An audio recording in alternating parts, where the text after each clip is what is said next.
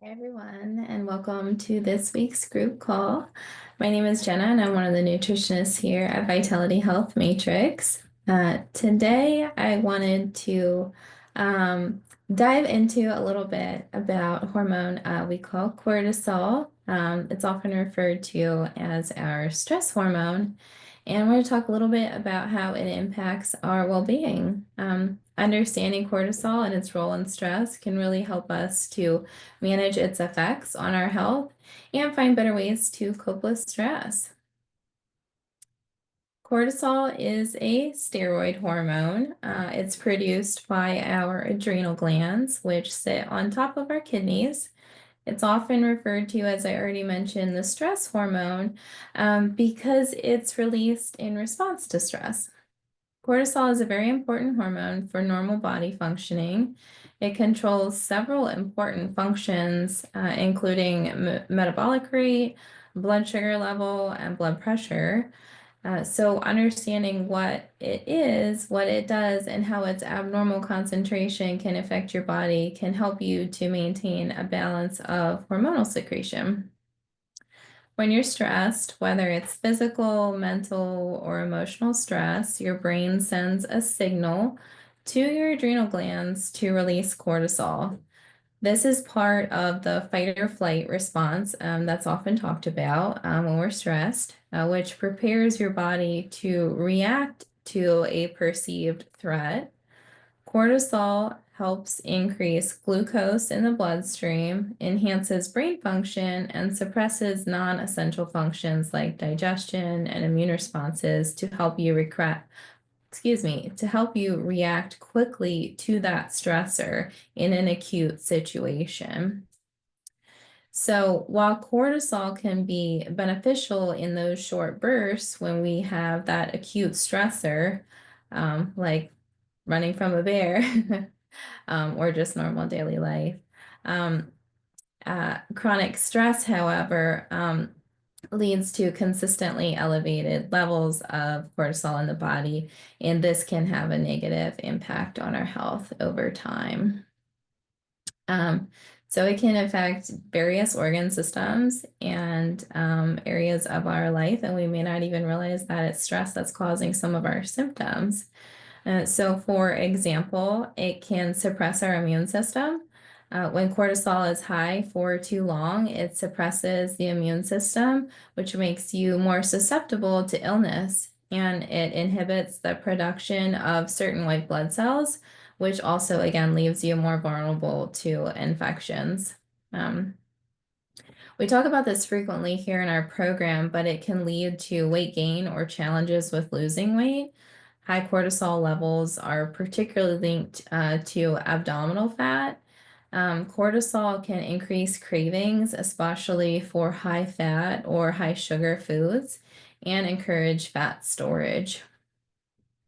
So when we're trying to lose weight, lowering that cortisol and regulating our cortisol rhythm is so important. Another area where it can affect our life pretty significantly is sleep disruption. Cortisol follows what we call a natural rhythm throughout the day, and it usually peaks first thing in the morning. This helps you to wake up, and it's supposed to gradually decrease as the day goes on, and then therefore in the evening you feel more relaxed, tired, and then you go to sleep. Chronic stress, however, can interfere with this rhythm, causing sleep disturbances and insomnia. This is often correlated to nighttime waking that occurs around 2 or 3 a.m. We talk about that again often frequently here in this program. So if you're struggling with that nighttime waking, it usually has to do with cortisol dysregulation. It can also have an impact on our mental health. Excessive cortisol over time can also affect your brain. It can impact your memory and concentration, and also lead to feelings of anxiety and sometimes depression.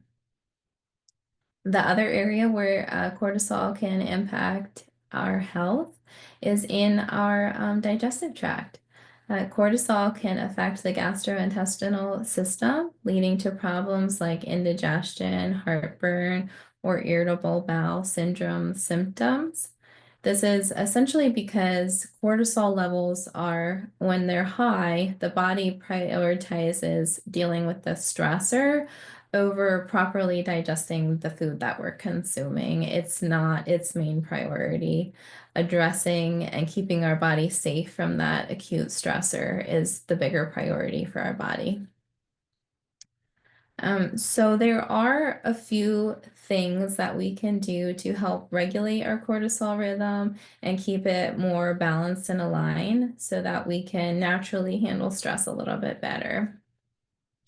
And stress management techniques play an important role in that regulation. While we can't completely avoid stress, we can take steps to manage it and reduce the harmful effects of cortisol. One of the best ways is through mindfulness and meditation.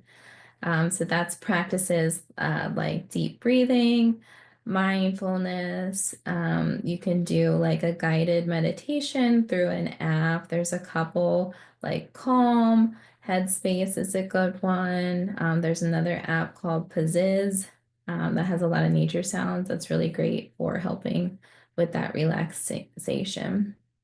And what it does is it helps to lower cortisol and reduce stress and essentially reset your cortisol rhythm.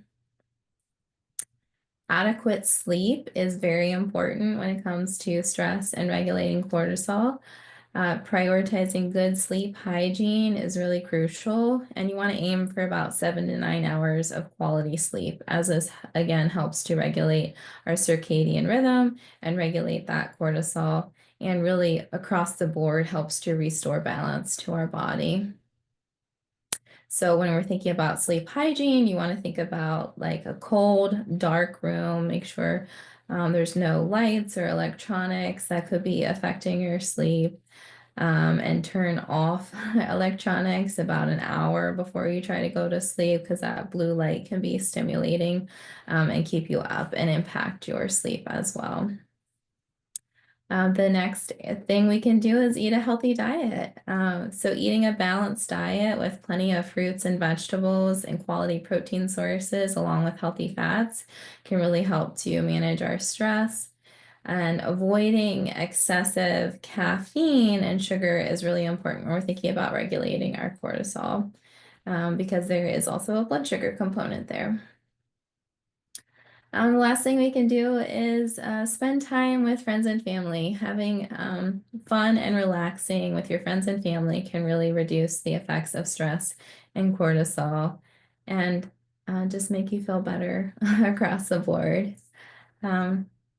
And then the last thing is time management.